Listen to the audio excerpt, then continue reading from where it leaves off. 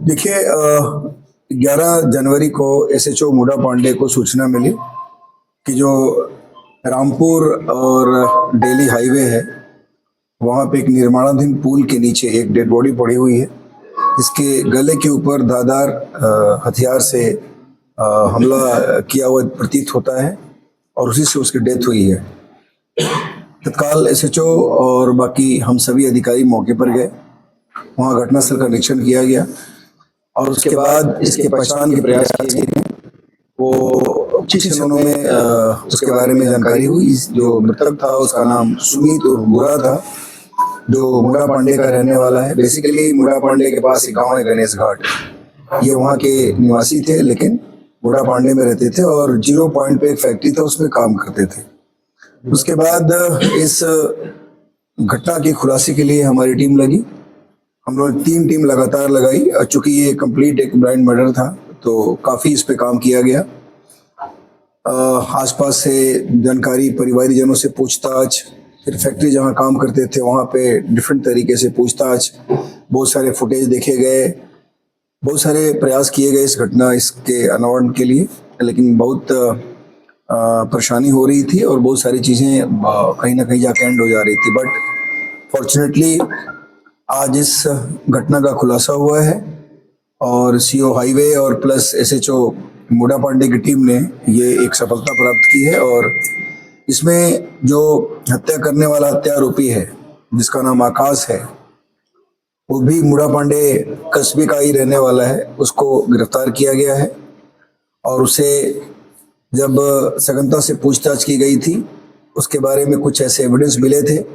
इस एविडेंस के आधार पे हम लोगों ने उसको लाके पूछताछ की और सस्टेन्ड इंटरोगेशन हुआ तो उसने घटना को कबूल किया।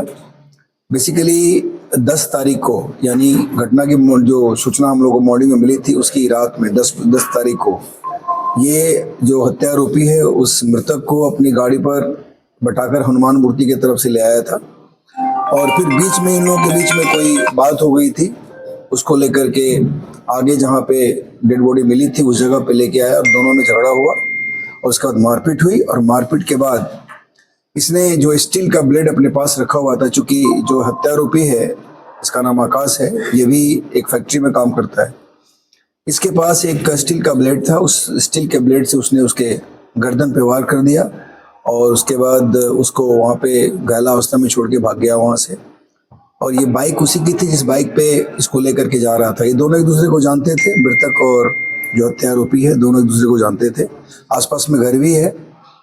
और उसके बाद तभी ये उस हनुमान मूर्ति से उसको बैठा करके अपने पास ले जा रहा था। हम लोगों ने इसको पकड़ने के बाद जो मृतक का मोबाइल था वो इसके पोजीशन से हम लोगों ने बरामद किया, इसकी निशानदेही पे बरामदगी हुई है। जो स्टील ब्लेड इसने फेंक दिया था घटना करने के बाद उसको भी हम लोगों ने रिकवर किया है।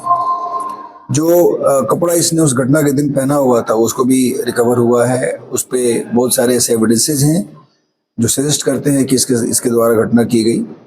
और जो बाइक, जिस बाइक पे उसको लेके मृतक को लेके जा रहा था और जिसके द्वारा इसने, जिसको यूज करके इसने घटना करी है, उसको भी हम लोगों ने रिकवर किया है। तो इस प्रकार इस घटना का अनावरण हुआ है। इसमें जो मर्डरर है उसको हम लोगों ने अरेस्ट किया है, उसके पैसे से सारी जो चीज़ें थी सब बरामद हुई हैं और इसको अब जेल भेजा जा रहा है। इसमें हम लोग बाकी जो एविडेंसेस हैं उसको कलेक्ट करेंगे। इन्वेस्टिगेशन हमारा चल रहा है और इसको हम लोग जो एविडेंस होगा उसके हिसाब से कंक्लूड करेंगे। लड़ाई क्यों हुई थी इनकी, किस बात को लेकर? देखिए, जब बाइक पे इसका कहना था कि वो उस दिन नशा किया हुआ था और नशा करने के बाद जब ये बाइक पर बैठा तो बाइक को ये हिला रहा था।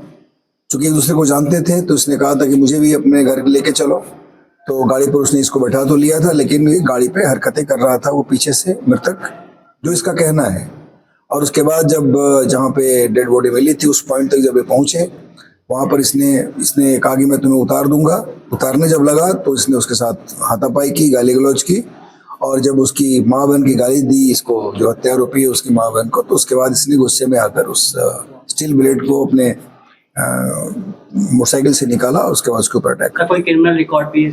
नहीं, अब इसका कोई क्रिमिनल रिकॉर्ड नहीं है। हम लोग इसे छानबीन कर रहे हैं और जो घटना का इसने सीक्वेंस बताया है वो सारी चीज़ें प्रूव हुई हैं। Thank you.